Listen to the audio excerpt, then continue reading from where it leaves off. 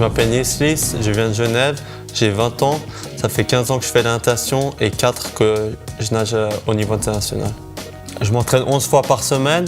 Une journée normale à Ténéraux, ça se passe comme ça. Je me lève à 6h30, ensuite je vais nager 2 heures jusqu'à 9h30. Ensuite je vais faire le deuxième petit déjeuner.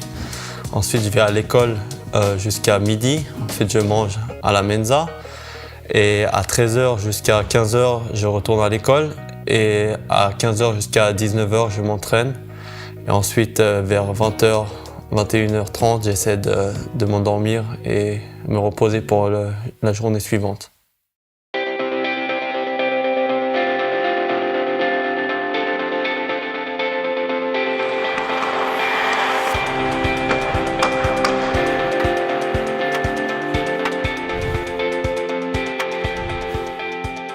Ich bin Julia Marti, ich bin 28 und komme von Nussbaumen.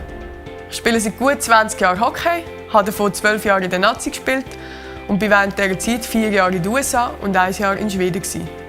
Heute arbeite ich in einem Sportmedizinzentrum als Leistungsdiagnostikerin.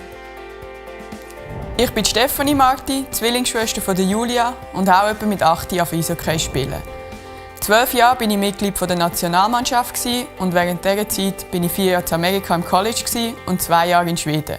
Ich habe Ökonomie studiert und arbeite heute als Planerin bei der SBB. Vor 2 Jahren habe ich meinen Rücktritt in der Nazi gegeben. Das war keine einfache Entscheidung und hatte verschiedene Gründe. Zum einen wollte ich mich voll und ganz auf den neuen Job konzentrieren, wollte privat ein bisschen mehr Zeit haben für mich und hatte auch immer wieder kleine Verletzungen, die mich zurückgeworfen haben. Zum anderen sind auch die Möglichkeiten im Schweizer Frauenhockey begrenzt, um den Sport wirklich auf Top-Niveau auszuführen. Mit meiner Berufswahl habe ich mich sehr früh beschäftigt. Schon während der obligatorischen Schulzeit bin ich zu der Berufsberaterin gegangen und habe mich dort beraten lassen, ob ich in die Kante gehen oder ob ich eine Lehre machen soll. Das ist auch sehr gut gegangen. Ich bin auch super unterstützt worden. Es hat aber auch sehr viele Eigeninitiativen von mir gebraucht. Ich habe mich dann für ein Studium in den USA entschieden. Dort war mir sehr wichtig, dass meine Ausbildung auch in der Schweiz anerkannt ist. Während dem Studium habe ich dann verschiedene Praktika gemacht und herausgefunden, dass mir die Verbindung von Sport und Medizin am besten gefällt. Nach 4 Jahren USA bin ich dann in die Schweiz zurückgekommen und konnte gerade an der ETH den Master in Sportphysiologie weitermachen. Die Ausbildung und mein Beruf waren schon immer wichtig für mich in meinem Leben.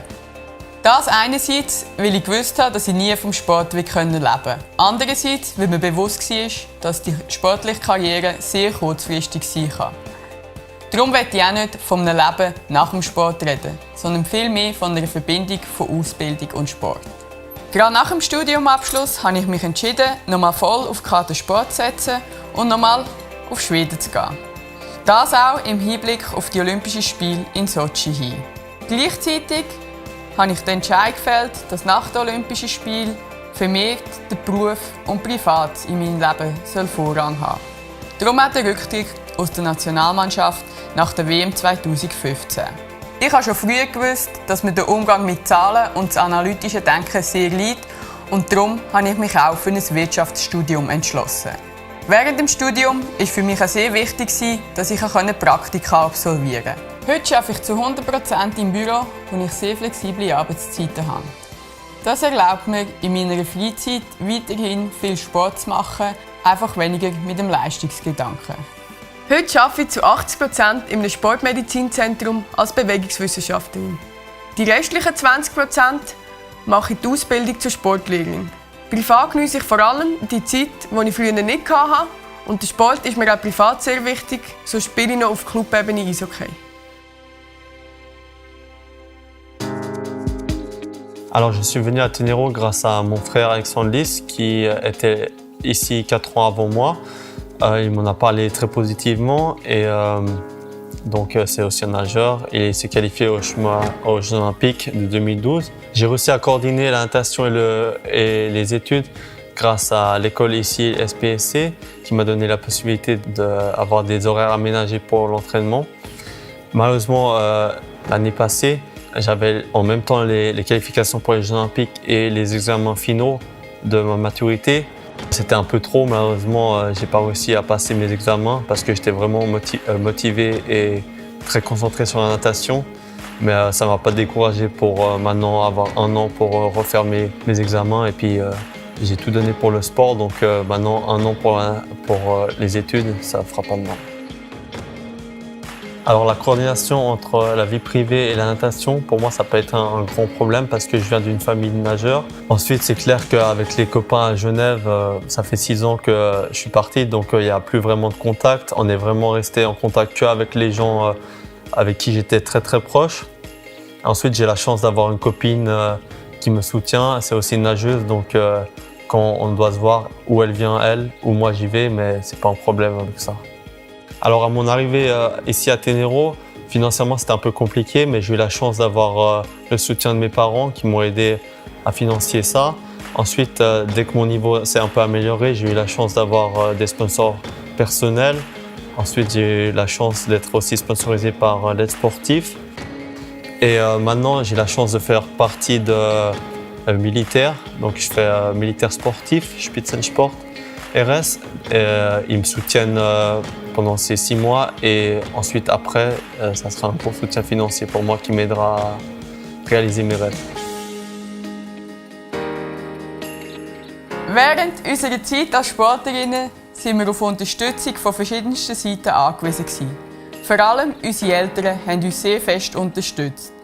Im Moment bin ich voll und ganz zufrieden mit meinem Leben. Im Job habe ich meine tägliche Herausforderung. Ich durfte helfen, eine neue Sportklinik aufzubauen und bin so jeden Tag gefordert. Was sonst meine Pläne für die Zukunft sind, ist noch offen. Momentan bin ich zufrieden mit meinem Leben und auch mit meinem Beruf.